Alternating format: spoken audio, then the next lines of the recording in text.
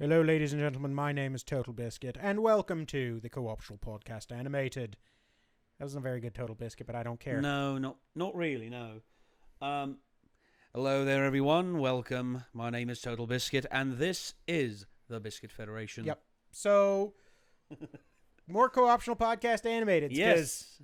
I think Nate likes these. I love it. I wasn't sure. Here's the thing. If he was going to, and I'd been aware of Total Biscuit. Okay, I'd been aware of Total Biscuit for a long time. Oh, yeah. I love Total Biscuit. Total Biscuit, John Bain is one of my gaming, YouTube criticism and YouTube gaming heroes. he does good work.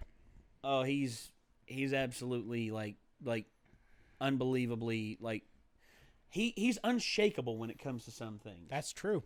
And when video game developers try and intimidate him, Nope. he's like I've survived cancer. There's nothing you can throw at me that'll be any worse than that. It's true. He's survived cancer twice, actually, hasn't he? Yeah. And he's a tough guy. Especially when terminal prognosis. No, I don't think so. No. Well, son of a bitch. He's like, no, I'm fighting this. I'm fighting this. And he fought And it, he and he won. twice. So, John Bain, Mr. Total Biscuit, if you are watching this by some grand miracle, I believe the statement is, "We're not worthy. We're not worthy." you know what he'll say to that? He'll be like, "You're absolutely worthy. It's just you. And it's just you built me up and you put me on a pedestal. Who do you like think I anybody am, else." Jim Sterling? You think I am Jim fucking Sterling, son? Anyway, I've forgotten Or Jesse Cox. I've forgotten what. Oh God, Jesse Cox. I've forgotten what game this is Bow to based me, off of. peons. Damn it, Jesse. Sorry. I have forgotten what game this is based off of. I know it's like the something Federation because it's pretty much an MMO, like spacefaring MMO, where I think he explains this. I think he explains this and in the video. So actually, let's start the video real quick. I didn't get bitten there. Let's start the video, and I think I think he'll actually say it. Okay. So here we go.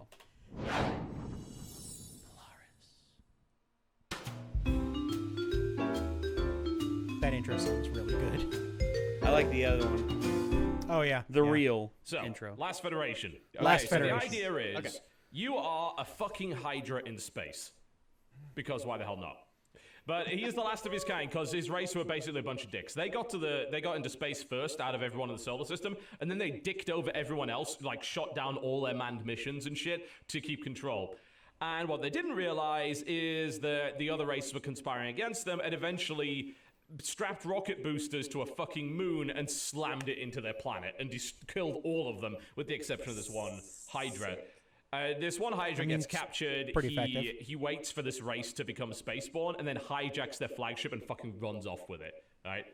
And as a result, you are flying around as kind of a mercenary and you're trying to create because you don't want all this to happen again, you're trying to create this kind of federation where everyone is allied together and friendly and working towards a common goal. And you've got to do that by manipulating the various races, by helping one race, but making sure that one race doesn't get too powerful, stopping wars or starting them, upgrading your ship, researching technology, sharing technology, and you even choose which races you want to give spacefaring technology to first. Let me tell you a story about how my successful playthrough went down. So I started off, and the race because you've got to start with one particular race, because that's how you steal a flagship in the first place. They immediately got nuked out of existence because they pissed off everyone else and just got destroyed immediately. So I'm like, cool, my enemy is dead. Excellent, this should make things a little bit easier. So I start working on the various other races, and I start trading technology. I slowly bring everyone into the kind of galactic spacefaring forum or whatever. And the one that I leave to last is the most warlike. Yeah, so it's like, I'm not going to give them spaceflight because I don't fucking trust them. And I'm going to work on everybody else. Yep. To be continued. Now there is a part 2. There's a part 3 as well. Part 3, yes. All right, so here we go. We're just gonna get the whole daggone saga. Yes, I like indeed.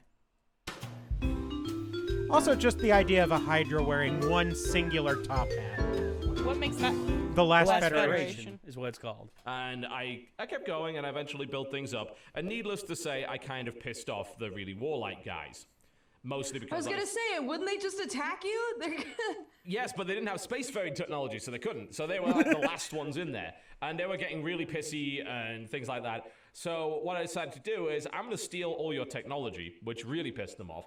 And then what I'm going to do is sow the seeds of discord. I'm going to piss you off to the point where you start a war with somebody else, which will then cause the Federation to have to intervene. And then I'll slowly bring everyone else into the war, crush you, and then my Federation will be complete after the genocide of only 2 races.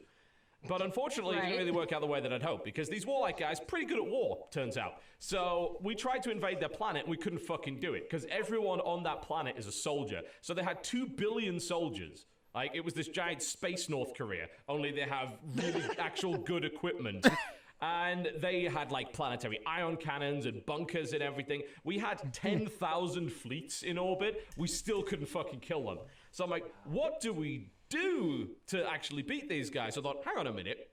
What if I made the planet completely uninhabitable for life? That sounds like a good way of uniting everyone behind a common goal. Genocide. So I fly over to there's a race of robotic CEOs. And I spoke to them, and they're basically like amoral, completely amoral. Each race kind of acts differently politically. With the CEOs, it depends on which industries are making the most money right now as to who makes the decisions. So I found one that was okay with dumping toxic waste on planets. So I paid them over and over and over again to dump toxic waste on the last remaining planet of this race, poisoning the atmosphere to the point where 2 billion people over the course of the next 6 solar months died. So yes, I committed genocide, and I won the game. And it was so effective that they just had to patch that out, because apparently that's really, really good, and it turns out the other races should probably find that horrifying, and they didn't. At least I think there's a third one. No, there's not a third one. That was it. Yeah. So, okay. There you go. The last Federation is pretty much like this giant MMO like strategy. That sounds insanely interesting. It's neat.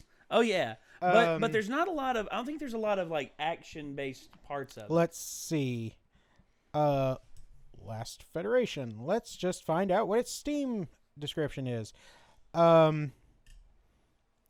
From the creators of AI War Fleet Command comes an all-new grand strategy title with turn-based tactical combat set in a deep simulation of an entire solar system and its billions of inhabitants. You are the last of a murdered race, determined to unify or destroy the 8 others. So yeah. So he murdered 2. Well, he didn't murder 1. One, apparently they just like destroyed themselves right off the bat, like Jurassic Park. Yeah, and then the other one he did it's traditional toxic warfare. Case in point, like what the Spartans did with the Athenians, surround the city and the Athenians, but the Athenians' gates are pretty much impregnable. So instead, just catapult diseased livestock in there and like kill them. The rotting corpses and stuff. That's been a thing for a long time with siege warfare, which is super gross. Well, you know who are masters of it? The friggin' Mongolians. It's true. The Mongolians had the best siege warfare ideals for the time. I mean, they were like hundreds of years ahead of everybody in terms of the technology. Like the bow technology, especially. It's like people bragging like, "Oh, this is the Roman Empire. Oh, this is Napoleon." It's like, this is the Mongolian. Yep. The Mongolian Empire the Mongolian Empire is the reason why Russia exists. Is the reason why Russia is the gigantic landmass that it is. They were really scary dudes. Oh yeah, and they took over. They took over China. Okay, the one thing they could not take over was India, and it was because of the Himalayas. The Himalayas were, almost impossible to traverse, because no matter where you go, down in the lower bay of Pakistan, or you try and go around it through the East Indies, it's still almost impossible to get over there. And plus, when you get there, you're facing down hundreds of millions of angry Indians. I mean, it's Indians and Pakistanis. With life bonded elephant partners. Yes, and apparently we talked about this earlier. And actually, did you read about the former Rajput warriors? Oh, yeah. The Indian weaponry is the craziest stuff you will ever see in your life. Like, they have the biggest variety of bladed weapons of probably any culture I've ever seen. Yeah, well, They will stick blades on everything. everything. Well, yeah, the Rajput warriors Oh, were so like they just made badass. ruby weapons. I mean, I respect that. there's a.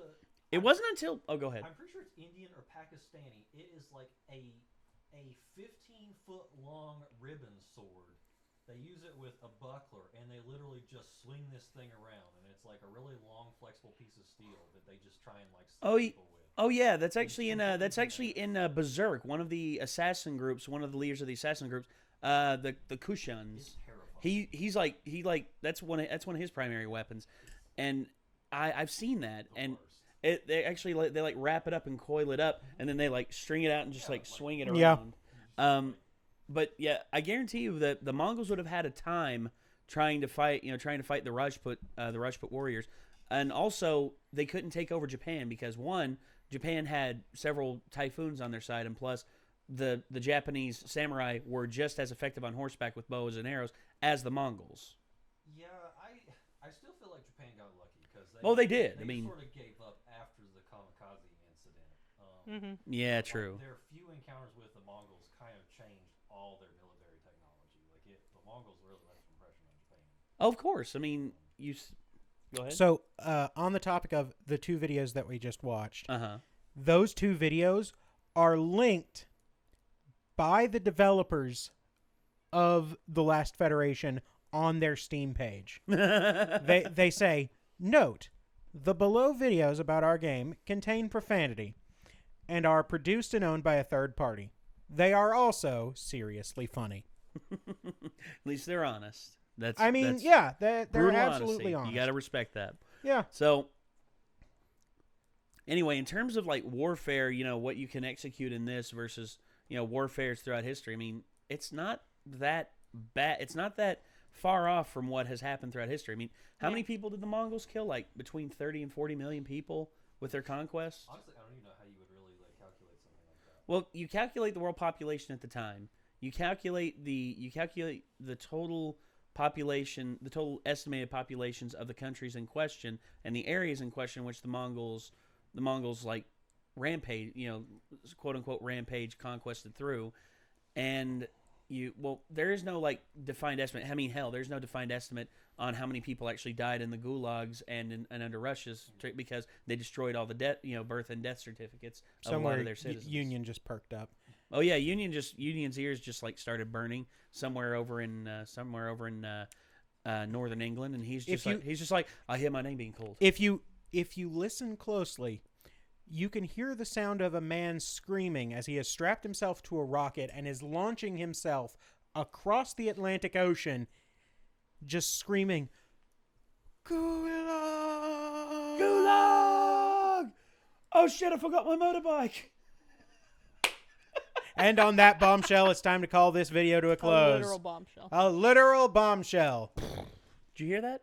Yep. Oh god, he's That here. reminds me, I have a thing I need to show Micah before the video ends. Okay. Before the video ends. Before the video ends. Oh, boy. Because he told me, make sure you have a camera on Micah when you show him this. Okay. My camera is on Micah. So I will now zoom directly in on Micah. I mean, that seems unnecessary.